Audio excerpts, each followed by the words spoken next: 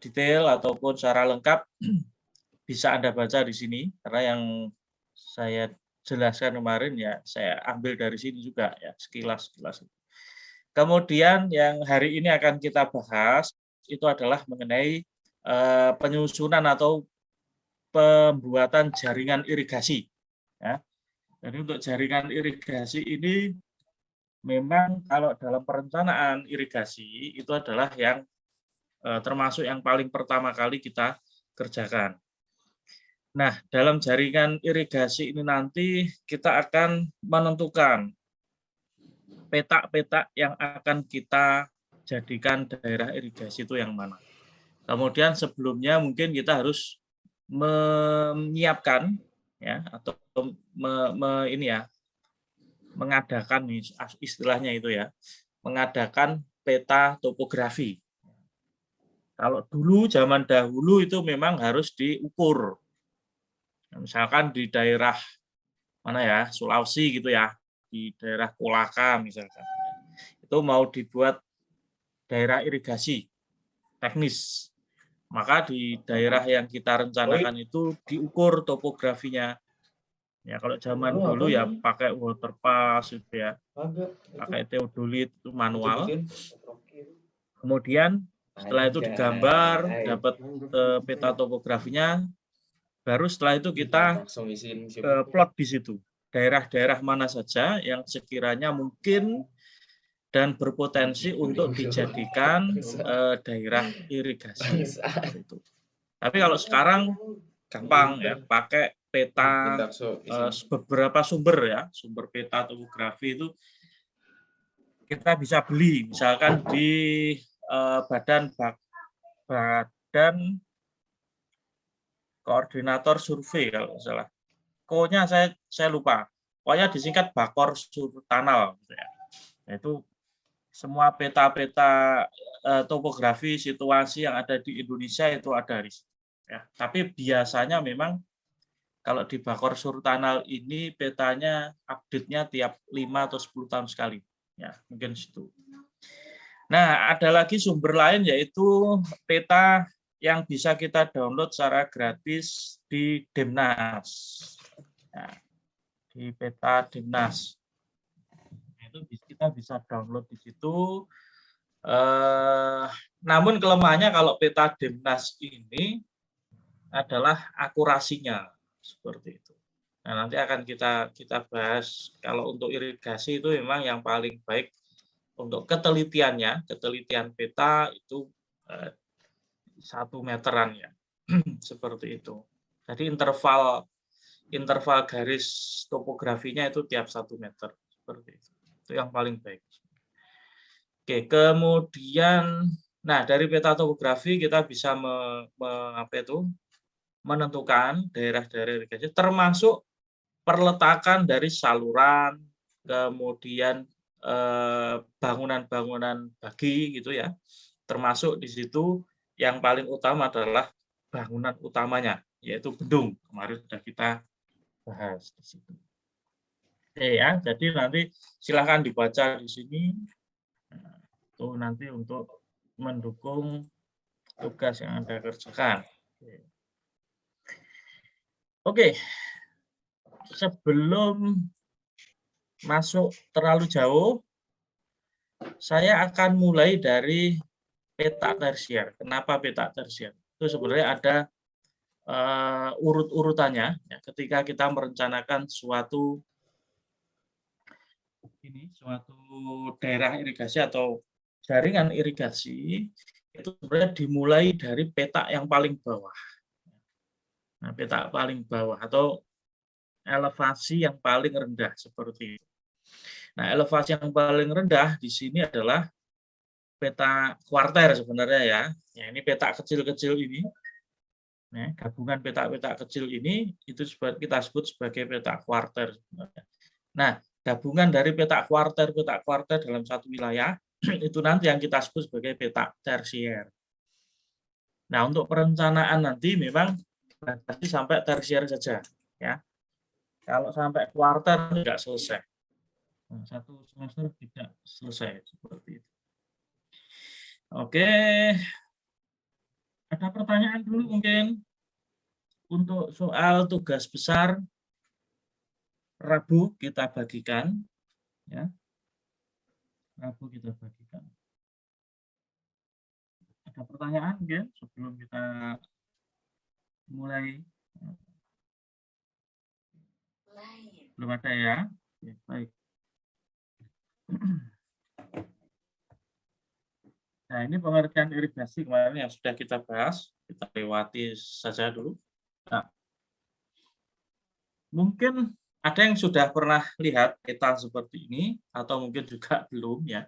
Jadi ini adalah salah satu contoh peta daerah irigasi. Ini kebetulan contohnya ada di Pulau Madura. Nah, di Pulau Madura ini. Nah, kita ambil salah satu daerah irigasi yang ada di Pulau Madura, yaitu DI atau Daerah Irigasi Kebon Agung. Kelihatan ya ini kecil.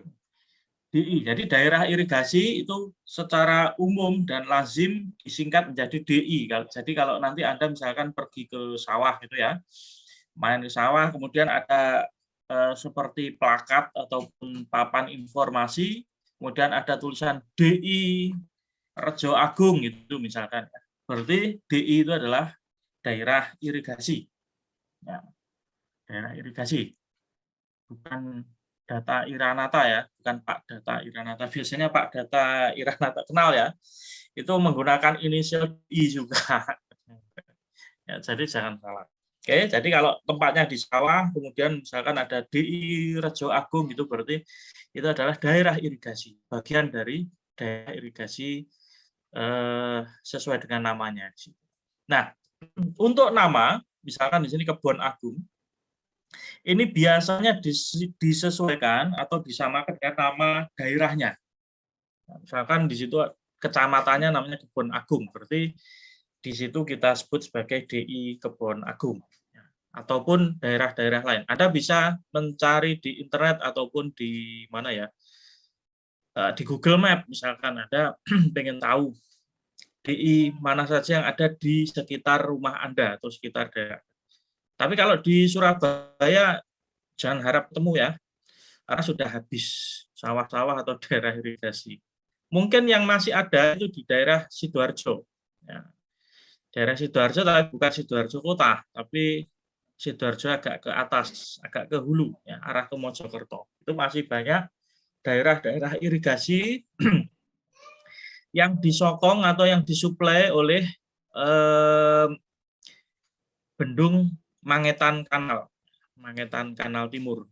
Mungkin Anda yang rumahnya daerah-daerah pabrik Ciwi Kimia atau di daerah Sepanjang, ya, mungkin pernah lihat nama atau ini saluran Mangetan Kanal Timur. Nah, itu yang menyuplai daerah irigasi di Kabupaten Kota Sidoarjo. Ya. Itu diambil dari Sungai Brantas. Oke, nah ini contohnya. Nah, yang bisa kita lihat apa di sini? Nah, ini hanya peta seperti ini sebenarnya. Cuma kalau Anda sebagai orang sipil ya harus tahu nanti ya. Harus tahu. Nah, yang bisa kita lihat di sini memang ada legend ya. Ini memudahkan kita untuk melihat ada apa saja. Misalkan kalau diarsir ya, yang ini tanda arsiran ini berarti kampung. Kemudian ini ada kuburan dan seterusnya ya. Ini lazim kita jumpai di peta manapun. Nah, yang spesifik di sini adalah adanya dam atau bendung. Sebenarnya nanti kita sebut sebagai bendung, dam. Nah, ini ada arah aliran, kemudian ada blok di sini ya, ada blocking, kemudian ada saluran cabang. Nah, Anda bisa melihat di sini. Kira-kira di manakah ya, letak dam? Nah, ini harus dilihat secara teliti. Nah, Anda bisa lihat lagi kita lihat dulu ya legendnya. Ini ada saluran induk. Mungkin ini kurang jelas karena gambarnya hitam putih, garis putus-putusnya pun tidak jelas lagi ya. Tapi mudah-mudahan Anda bisa menangkap. Kemudian ada saluran induk di sini kita istilahkan juga sebagai saluran primer. Ya. Kemudian ada saluran sekunder, kemudian ada bangunan sadap di sini, bangunan bagi sadap, kemudian ada petak tersier, sungai, patok BM, ada stasiun dan sebagainya. Nanti mungkin bisa saja ada legend yang lain, legenda ya. Oke, kalau kita lihat di sini, ini ada sudah diberi keterangan Dam Kebon Agung. Letaknya kurang lebih di sini, daerah sini. Nanti kalau kita bisa zoom gitu ya, di zoom out maksudnya bukan pertemuan Zoom meeting ini ya. Ini nanti bisa dilihat Dam Kebon Agung letaknya di sini. Kemudian nanti di sekitar Dam Kebon Agung itu ada saluran primer. Pastinya ya, pastinya. Nah, ini kalau kita lihat di sini kita bisa mengidentifikasi ada buletan-buletan di sini ya. Ini juga ada buletan-buletan di sini. Nah, ini adalah antara bangunan bagi sadap ya, ataupun bangunan sadap. Berarti apa? Berarti ini adalah jalur-jalur saluran irigasi ya di daerah ini, di DI Kebon Agung ini. Nah, Anda bisa mengidentifikasi seperti itu ya. Nah, berarti antara titik-titik bangunan bagi ini kalau kita identifikasi lagi itu nanti pasti ada saluran. Ya, ada saluran yang menghubungkan. Itu pasti. Nah, jadi Anda bisa tracing dari peta ini sebenarnya. Ini petanya memang tidak terlalu jelas. Oke, tapi saya ingin memperlihatkan kepada Anda bahwa ini adalah peta standar. Peta standar yang biasanya di daerah irigasi tertentu ini harus ada ya sebagai hasil perencanaan. Dan memang peta ini, peta DI ini lazimnya memang minimal dicetak atau digambar pada ukuran A3 minimal ya. Tapi kalau yang biasanya misalkan kita minta data gitu ke Dinas Pekerjaan Umum atau Dinas Pertanian, mungkin yang ada di sana adalah cetak birunya ya, atau asbul drawingnya itu dalam ukuran A1 biasanya. Nah, A1, A0 gitu ya. Tahu ya ukuran A1. Jadi lupa ukurannya berapa. Yang jelas 1 meter lebih, 1 meteran lebar dan panjangnya. Jadi memang besar sekali. Dan bacaan ini atau gambar-gambar ini akan terlihat jelas. Oke, ini sebagai contoh saja. Nah, itu yang kita sebut sebagai peta ikhtisar ya, peta ikhtisar. Isinya apa? Peta ikhtisar itu ada bangunan utama, tadi ada bendung tadi. Kemudian jaringan atau trase saluran irigasi, jaringan trase saluran pembuang. Kemudian ada peta primer, sekunder, tersier, lokasi bangunan, batas daerah irigasi, jalan atau daerah yang tidak diairi. Contoh tadi adalah desa atau kampung yang diairi. Nah, ini nanti yang harus Anda plot di peta atau di tugas nanti ya. Paling tidak apa? Ini ada bangunan utama, jaringan saluran pembuangan ya, saluran irigasi dan saluran pembuang. Kemudian peta ini nanti biasanya yang Anda gambar langsung adalah peta tersier. Ya, peta tersiernya yang Anda gambar. Kemudian nanti akan digabung misalkan tersier 1 gitu digabung dengan peta-peta yang ada di dalamnya nanti akan menjadi peta sekunder dan seterusnya. Tapi ini tidak kita identifikasikan dulu yang primer dan sekunder. Yang jelas atau yang penting yang peta tersier ini harus tergambar. Lokasi bangunan ya, lokasi bangunan di sini adalah bangunan bagi, bangunan sadap dan sebagainya. Oke. Oke. Kalau batas daerah irigasi ini nanti secara otomatis akan bisa Anda lihat dari peta tersier yang sudah Anda gambar. Oke, kemudian jaringan dan trase jalan ini otomatis sebenarnya ada di peta itu. Given, sudah tidak perlu Anda gambar lagi. Ya. Oke. Nah, ini adalah contoh ya. Yang saya sebutkan tadi adalah peta kontur atau peta topografi. Gimana kalau Anda lihat seperti ini, ruwet gitu ya. Oke, semoga tidak bingung. Ini contoh yang mungkin belum terlihat secara jelas. Nanti kalau digambar atau di peta yang Anda terima nanti sudah lebih jelas. Nanti saya perlihatkan ya salah satu contohnya. Ini yang contoh secara umum saja. Nah, peta ikhtisar ini biasanya dibuat dengan skala 1:25.000 ya. Karena dia sifatnya masih umum.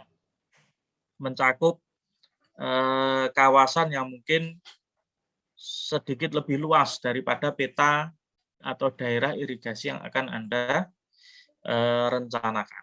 Kemudian ada lagi nanti peta ikhtisar detail atau yang kita sebut sebagai peta-peta. Nah, ini yang dari peta ikhtisar umum ini nanti akan kita ambil misalkan di kotai gitu ya. Daerah irigasi Anda di sini. Nah, ini nanti akan di zoom in gitu ya istilahnya. Kemudian dibuat dengan skala misalkan 1:5.000 ataupun 1:2.000. Jadi nanti akan lebih gede seperti itu. Oke. Ya, ini contoh. Nah, ini plottingnya. Ya, misalkan ini sudah kita sebut peta tadi ya, atau peta yang lebih detail tadi. Jadi ini adalah peta. Nah, apa yang ada di sini sesuai dengan ketentuan peta ikhtisar tadi. Jadi sebenarnya Anda ketika pertama kali nanti akan diberi tugas, itu sudah ditentukan lokasi dari bendungnya. Ya. Jadi memang perkiraan ya atau estimasi tempat bendungnya sudah diberi.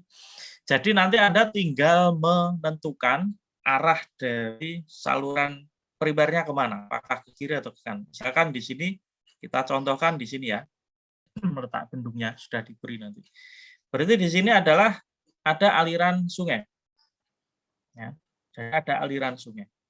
Nah, misalkan aliran sungainya saya beri warna merah ini ya, saya garis warna merah. Hati-hati. Nah, kunci ini. Nah, dari sini Anda bisa menentukan selanjutnya adalah di mana Anda mau menaruh ataupun merencanakan peta daerah irigasinya. Nah, kalau di sini memang sudah diberi contoh atau ditentukan ya, arahnya adalah ke arah kiri. Ya, jadi target pengairannya nanti adalah di kiri. Nah, berarti apa? Sebelum ini semua tergambar, ya saluran primer, saluran sekunder, saluran tersier tergambar, sebenarnya tugas Anda yang kedua, jadi yang pertama tadi adalah menentukan arah. Sebenarnya arahnya pun sudah diberi nanti ya. Jadi dari bendung nanti arah alirannya itu sudah diberi, arah aliran primer ya. Menentukan arah. Kemudian yang kedua, Anda menentukan peta tersiernya. Nah, peta tersiernya di mana? Nah, misalkan sudah ditentukan arahnya ke kiri seperti ini, Anda lihat di sebelah kiri dari bendung atau di sebelah kiri dari aliran sungai ini, daerah-daerah mana saja yang sekiranya bisa Anda buat atau Anda plot di situ peta tersier. Ya. Syaratnya apa? Syaratnya adalah peta tersier itu luasnya, satu peta tersier itu ya. Satu peta tersier itu yang mana tuh, Pak? Nah, ini saya ambil contoh ya. Ini adalah satu peta tersier. Jadi yang saya batasi warna merah ini. Ini adalah satu peta tersier. Ini juga satu peta tersier. Ini juga satu peta tersier. Oke? Paham sampai di sini? Nah, satu petak tersier itu luasnya 50 sampai 100 hektar. Kemarin sudah saya sampaikan kalau nggak salah ya. Cuma saya kemarin cek lagi di KP ya, KP01 itu ada. Silakan Anda baca. 50 sampai 100 hektar itu adalah batas dari petak tersier. Namun bisa saja itu sampai 150 hektar. Ada yang kasus luasnya itu maksimal sampai 150 hektar. Ya, satu petak tersier ini. Oke. Nah, kira-kira nanti Anda sudah dapat ini. Sudah dapat nih apa batasannya ya. Ambil aja 50 sampai 100. Oke. Pak, misalkan luasan saya ada ini, area ini ya. Ini saya plot sebagai petak tersier. Luasnya, Pak, itu kalau saya hitung itu hanya 48 hektar, Pak. Ini nanti Anda misalkan punya ketemu dengan kasus seperti itu. Nah, 48 kan kurang dari 50. Kira-kira gimana, Pak? Apakah boleh tetap saya plot sebagai DI atau tidak? Nah, kalau misalkan 48, syaratnya 50 seperti ini, oke lah, tidak masalah. Ya, bisa Anda tetap plot. Namun misalkan luasnya itu yang di sini misalkan ya, ini 25 hektar, Pak. Bagaimana? Nah, ini separuhnya dari yang disyaratkan. Sebaiknya Anda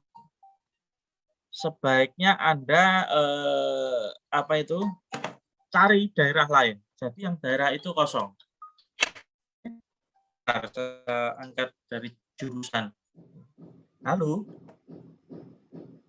Waalaikumsalam. Iya, Pak Robin. Iya.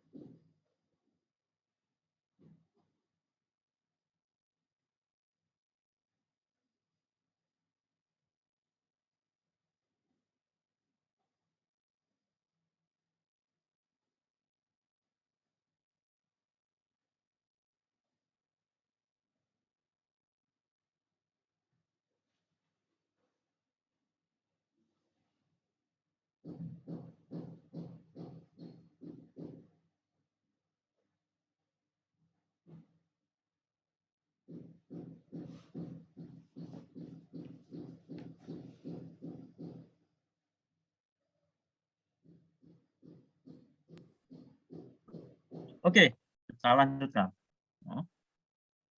Jadi misalkan kalau 25 hektar tadi bagaimana? Ya, sebaiknya Anda cari daerah lain ya, agar bisa memenuhi paling tidak minimal 50 hektar tadi. Berarti ini kosong, Pak. Ini cemplong gitu ya, lubang gitu. Tidak masalah, nggak apa-apa. Ya. Oke. Sampai di sini paham? Pak, Paham ya? izin bertanya, Pak. Yuk, Kalau silakan. misal itu batasannya itu disepakati maksudnya dalam range kurang dari 10 hektar dari 50 atau dikira-kira aja, Pak ya? Yang kalau misalnya misalnya 25 hektar nih kan harus digabung dengan sama yang lain kayak gitu. Kalau 48 itu bisa dianggap aja petak tersier. Nah, itu kira-kira batasan yang baku ada nggak, Pak? Atau gimana, Pak? Oke, batasan luas sebenarnya tidak ada yang baku ya. Bahkan gini, karena gini, kita kan merencanakan irigasi teknis ya. Artinya semua yang akan kita rencanakan, kita lakukan di irigasi ini harus sesuai dengan standar teknis. Kenapa kok standar teknis itu misalkan ditentukan petak tersier itu minimal 50 hektar? karena berhubungan dengan efisiensi sebenarnya nanti. Ya, efisiensi terhadap apa? Jadi gini, misalkan saluran Anda ini panjang nih, saluran primer, mulai dari primer ini ya, mulai dari primer, kemudian masuk ke tersier, sekunder di sini, baru masuk ke tersier untuk menyuplai di petak tersier. Nah, ketika di sini hanya ada misalkan 25 hektar gitu ya. Kemudian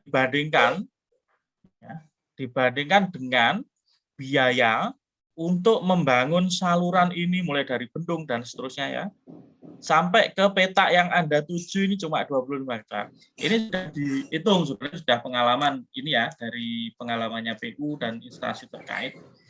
Kalau 25 hektar, ini nanti akan menghasilkan misalkan padi gitu ya. Padi dibandingkan dengan biaya untuk membangun sarana prasarana irigasi ini tidak nyucuk, istilahnya gitu. Jadi memang acuannya, standarnya ya katakanlah 50 hektar, kurang-kurang 5 hektar, oke lah 45 gitu ya, dan seterusnya. Memang ada di lapangan itu yang 30 hektar itu tetap dijadikan petak tersier.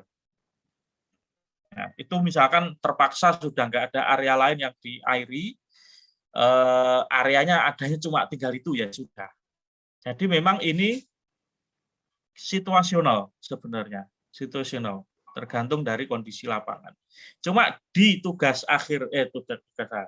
besar Anda ini silahkan nanti dicari semaksimal mungkin. Pokoknya memenuhi syarat ini, ya, syarat teknis ini terpenuhi.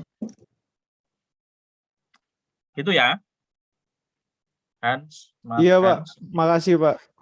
Oke, sama-sama. Nah, oke. Selanjutnya adalah bagaimana bisa menentukan 50 hektar, 100 hektar ini. Kalau kita punya ini apa jenenge, area seperti ini. Untuk menentukan batas itu apa yang kita pertimbangkan, ya, batas petak tersier. Ini kan kalau kita lihat kan batasnya nggak kotak mutlak gitu ya, tapi dia lengkok-lengki ataupun ada apa itu jenenge iki, ya belok-belok seperti ini misalkan ini. Kenapa kok tidak dibuat kotak gini? Ya, seperti kalau kita gambar sawah itu kan kotak-kotak gitu ya. Nah, kenapa kok nggak seperti itu? Nah, ada hal yang harus diperhatikan ketika Anda menentukan petak tersier. Yang pertama adalah batas dari petak tersier itu adalah jalan. Satu ya. Menentukan petak tersier. Batasnya jalan. Jadi secara fisik di lapangan Anda bisa melihat nanti misalkan di peta kontur atau di peta topografi yang Anda terima gitu ya. Di sini misalkan ada jalan. Ya, ada jalan di sini yang merah ini. Berarti apa? Jalan ini sebagai batas petak tersier. Pak, misalkan di sini Pak, di atas ini juga ada petak Pak sebenarnya. Apakah tidak ini misalkan 25 hektar gitu ya. Ini contoh. Ini dihitung 25 hektar. Ini juga ada jalan di sini. Ini digabungkan 50 hektar, Pak. Apakah bisa? Sesuai ketentuan tidak bisa. Karena dia nanti akan tidak terhubung secara langsung. Meskipun di bawah jalan itu nanti akan bisa dibuat gorong-gorong. Tapi secara ketentuan ini tidak bisa. Artinya jalan ini mutlak sebagai batas petak tersier. Oke. Nah, jadi usahakan cari lokasi yang dibatasi, misalkan ada 2 jalan gitu. Di sini dan di sini ada jalan. Nah, area di antaranya ini cukup 50 hektar. Misalkan. Maka ini bisa digunakan atau ditetapkan sebagai daerah irigasi petak tersier. Oke. 1, batasnya jalan. Kemudian yang kedua apa? Sungai. Misalkan di sini ada sungai ini. Nah, ini ada sungai ini. Nah, sungai ini secara fisik juga ada di lapangan. dia bisa dijadikan batas. Sungai itu juga ada saluran. Nah, ini ada saluran sekunder di sini. Nah, seperti itu. Ya, jadi untuk menentukan peta tersier, tadi mencari luasan peta-peta tersier tadi, silakan di petanya, ada enggak jalan, ada enggak sungai, ada tidak saluran, itu sebagai batas. Kalau misalkan tidak ada sungai, tidak ada jalan sama sekali, ya di daerah itu, ya berarti Anda bebas menentukan seluas-luasnya, tidak seluas-luasnya, tapi maksimum 100 hektar, gitu ya. Kalau 100 hektar sudah tercapai, berarti peta selanjutnya bisa Anda plot lagi 100 hektar lagi itu sebagai peta tersier kedua dan seterusnya. Ya. Seperti itu. Kemudian batas yang tidak terlihat dan bisa dijadikan batas peta tersier itu adalah batas administrasi. Oke, saya tulis di sini ya. Batas administrasi. Apa batas administrasi itu? Misalkan desa A dan desa B itu ada batasnya, patoknya ada. Biasanya sih kalau secara fisik di lapangan batas itu bisa berupa saluran, bisa berupa sungai gitu ya, ataupun tidak ada batas fisiknya. Artinya ya, lahan bisa saja lahannya orang atau rumah orang itu terdiri atas 2 desa. Jadi di tengah-tengahnya itu ada batas secara administratif garis maya, garis imajiner yang menunjukkan bahwa ini adalah batas satu desa. Nah, itu bisa dijadikan batas tersier, peta tersier. Seperti itu. Kalau Anda mau, tapi biasanya untuk prakteknya nanti susah. Karena yaitu tadi ada peta sawah ataupun tanah itu ya, itu yang berada di 2 wilayah administrasi. Nah, itu. Ya. Oke, yang paling gampang ini tadi batas yang secara fisik ada di lapangan, jalan, sungai, saluran, rumah, ya, rumah, pemukiman tadi itu juga bisa jadi batas. Oke, nah setelah semua area peta tersier ini Anda tentukan di sini, misalkan sudah ketemu ini ya, dengan batas atau kriteria luasan tadi 50 sampai 100, baru Anda tentukan di sini di mana saja Anda bisa meletakkan salurannya. Nah, untuk saluran ini sebenarnya paralel, artinya menentukan peta tersier dengan jalur saluran ini sebenarnya harus inline. Ya. Nah, ini satu lagi. Tadi untuk saluran, khusus saluran ya, saluran irigasi sebagai batas, itu tentu saja Anda harus melihat. Ketentuannya adalah saluran primer. Saya mulai dari saluran primer ya. Saluran primer, kalau kita lihat di sini, dia arahnya mendatar gitu ya, nyamping. Nah, kalau kita lihat juga peta kontur, nah ini ada peta kontur ini. Kemarin di pertemuan pertama saya menyampaikan Anda harus bisa melihat atau membaca peta kontur. Nah, kalau kita lihat di sini peta konturnya itu adalah sejajar dengan saluran primer. Berarti apa? Syarat dari saluran primer di sini memang seyogyanya atau hendaknya gitu ya, yang paling baik. Itu adalah sejajar dengan saluran dengan garis kontur.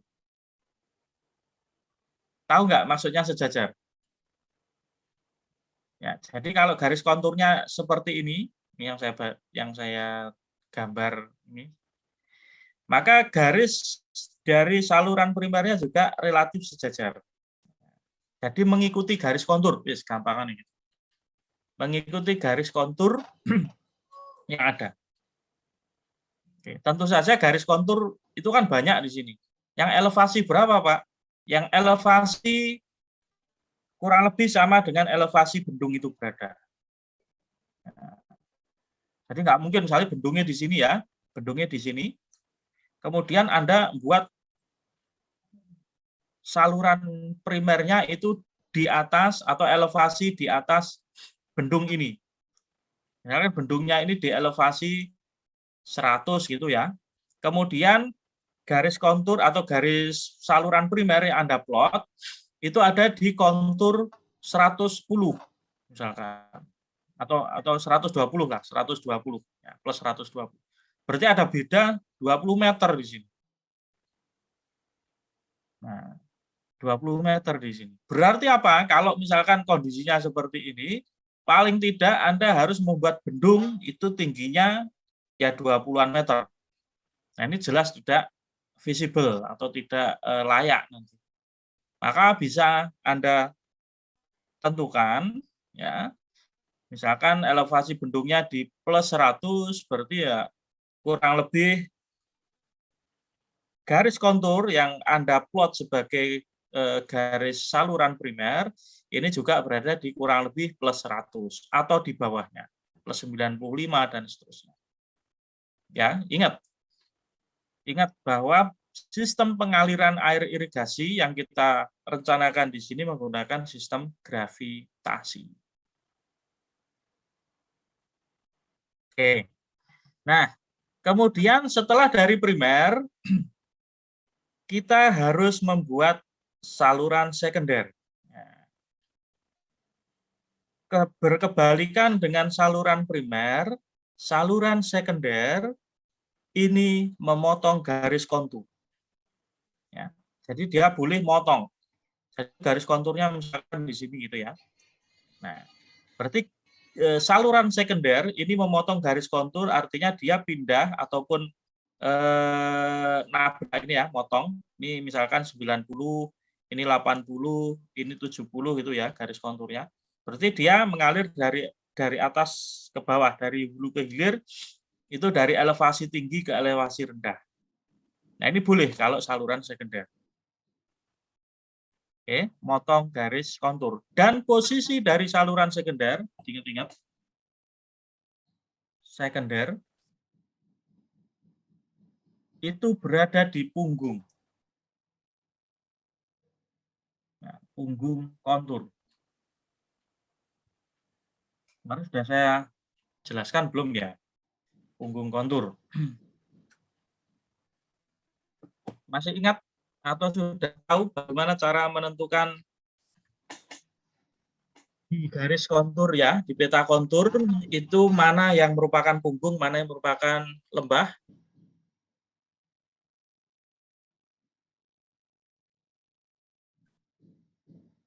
Masih ingat? Atau mungkin ada yang tahu? Yang di punuknya itu, Pak. Ah, di punuk, nah, betul. Mana? Punuknya saya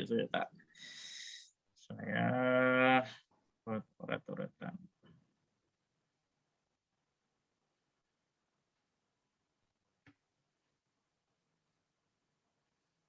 Jadi misalkan kita punya garis kontur seperti ini, ya. Ya, selalu seperti ini kan garis kontur itu. Nah, ini misalkan plus 100, plus 90, plus 80, plus 70. Nah, ini yang misalkan saya punya ini garis imajiner ya. Ini A,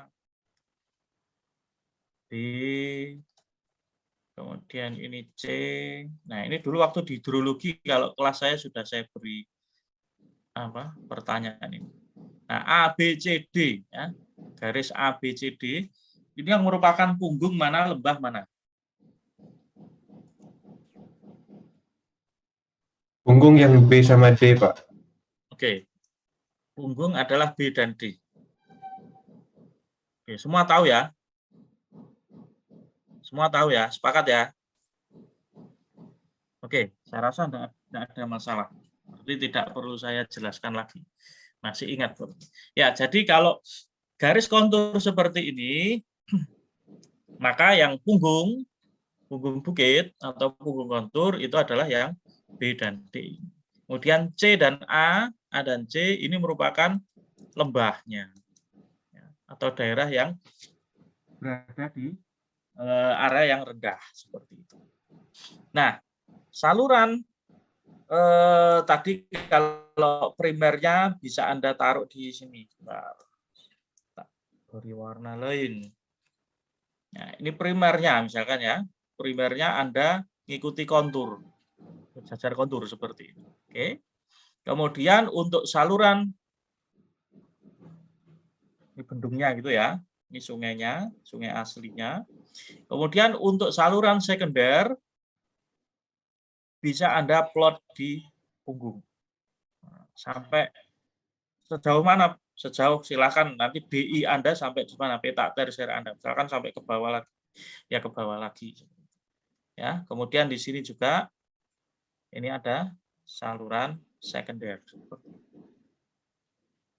Nah, ini apa, Pak? Yang bulat-bulat ini. Ini adalah bangunan bagi. Oke. Bangunan bagi. Nanti untuk notasi dan sebagainya silahkan Anda lihat di KP ya. Bangunan bagi itu notasinya seperti apa, bangunan sadap seperti apa. Oke. Oke,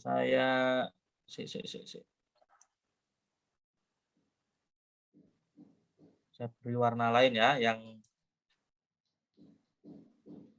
sekunder saya beri warna hijau. Oke. Nah, kemudian ini anu ya, Anda setelah menentukan peta tersiernya ya. Misalkan di sini sudah ketemu apa itu peta tersiernya di sini misalkan. Nah, ini peta tersier Anda. Oke, maka selanjutnya Anda bisa plotting atau menentukan trase dari salurannya. Ya. Dan seterusnya, misalkan ini peta tersier Anda juga. Ya. Nah, oke. Nah, selanjutnya adalah primer sudah, sekunder sudah, maka selanjutnya adalah saluran tersier. Nah, saluran tersier itu bagaimana syaratnya? Syaratnya adalah tersier itu sama dengan saluran primer. Jadi dia berada di sejajar dengan kontur. Sejajar dengan kontur. Seperti ini misalkan. Dan saluran tersier itu diambil dari saluran sekunder. Maka di sini ada bangunan bagi lagi.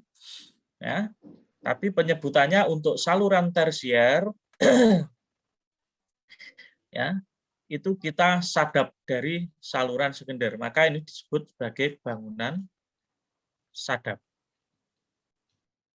Kalau ini tadi yang berada di saluran primer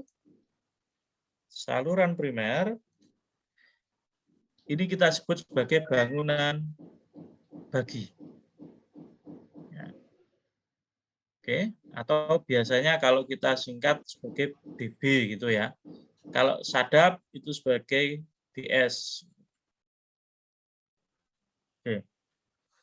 Berarti adalah bangunan bagi itu membagi aliran dari primer ke sekunder. Kalau bangunan sadap itu dari saluran sekunder ke saluran tersier.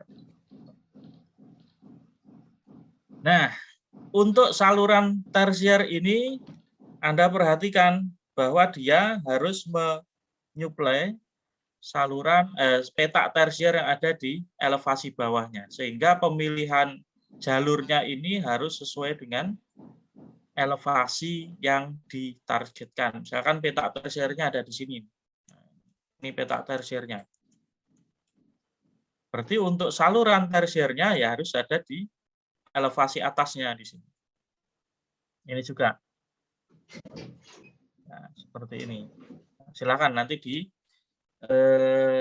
cermati ya waktu mengerjakan. Berarti yang saluran tersier ini untuk menyuplai air peta tersier yang ada di bawahnya ini. Nah, ini tentu saja harus memenuhi syarat tadi 50 sampai 100 hektar luasnya. Misalkan juga 50 sampai 100 hektar. Kemudian kalau batas 100 hektar atau 50 hektar itu di sini, berarti yang di bawahnya ini Ya. Meskipun ini nanti tidak ada batas jalan tadi ya. Tadi yang saya sebutkan ada batas jalan, saluran, sungai, dan sebagainya untuk membatasi atau menentukan saluran peta tersier. Bahkan ini tidak ada batas apapun secara fisik. Maka di bawahnya ini bisa Anda plot langsung sebagai peta tersier. Di sini juga. Nah, ini juga peta tersier. Nah, berarti di sini juga harus ada saluran dong. Ya, betul. Jadi di sini ada bangunan sadap lagi. Nah, kemudian Anda buat saluran tersier ke kiri dan ke kanan.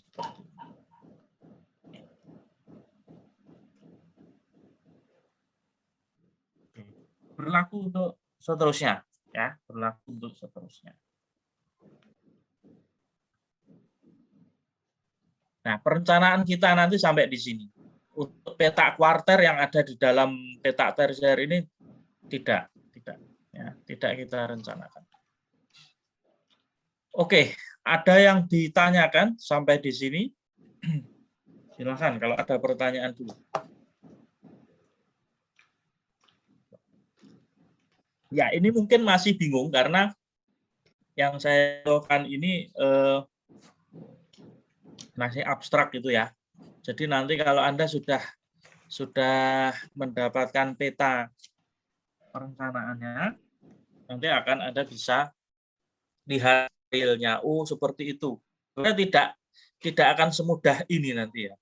Jadi ini istilah ini adalah kondisi yang paling ideal. Bisa saja nanti di sini,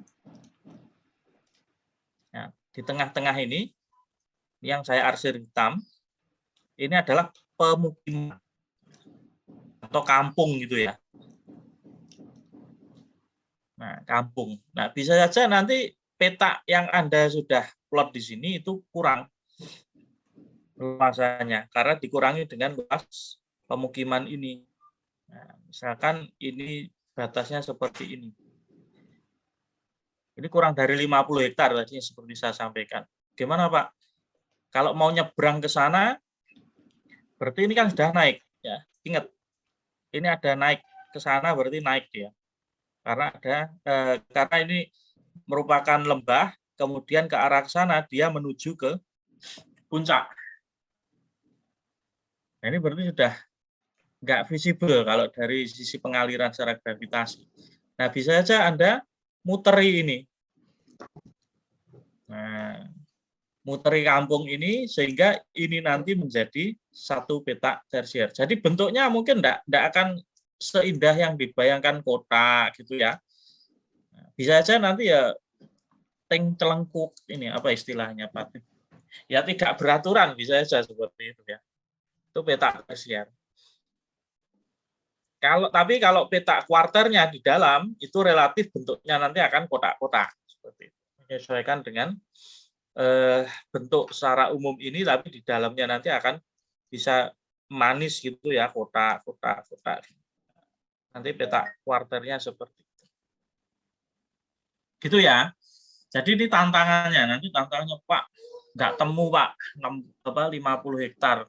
Kebanyakan 40 maksimal dan sebagainya. Nah, nanti akan Anda pikirkan itu. Ya apa caranya? Ya nanti bentuknya mungkin ya tidak akan indah itu tadi. Istilah jelebret kemana-mana, tidak masalah. Oke? Ada pertanyaan enggak? Tidak ada ya. Jelas.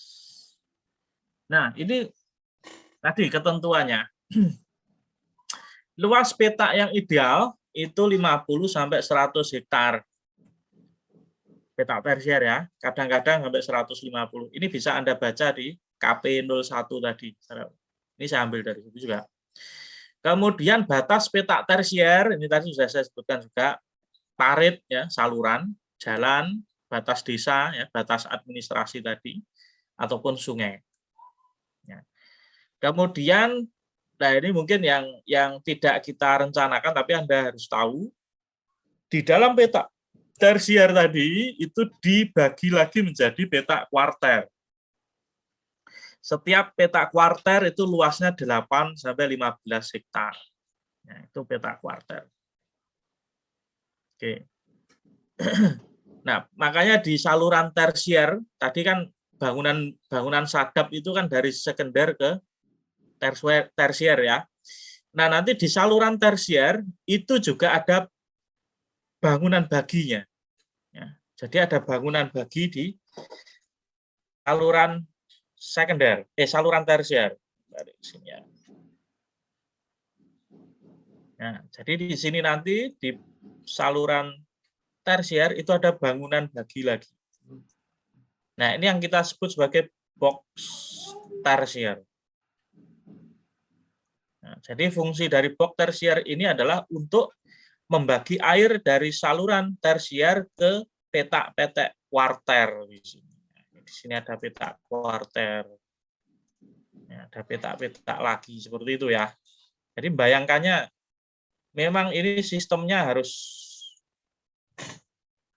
kalau Anda sudah pernah atau kulino itu ya, biasa ke sawah gitu ya, atau main-main ke sawah, Anda akan bisa membayangkan.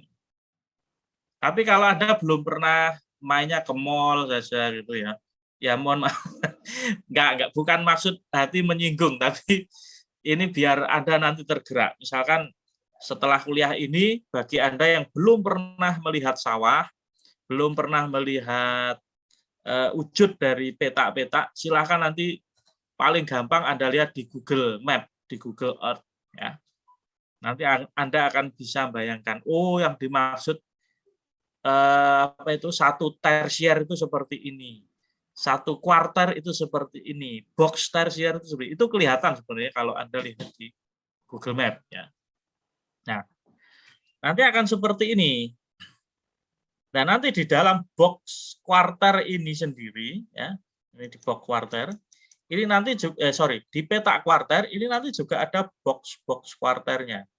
Nah, ini yang bagi ke petak-petak sawah paling kecil, itu ada boxnya lagi. Tapi kita nanti tidak akan sampai situ, ya, perencanaannya box tersier pun tidak. Ya, paling mentok hanya sampai ke bangunan sadap dan saluran tersier. Perencanaannya sampai situ. Oke. Nah, panjang saluran tersier, ya, yang jadi catatan. Nanti kalau Anda merencanakan peta tersiernya juga harus memperhatikan ini. Panjang saluran tersier sebaiknya 1.500 meter. Berapa? Berarti 1,5 kilometer. Jadi panjangnya saluran tersier ini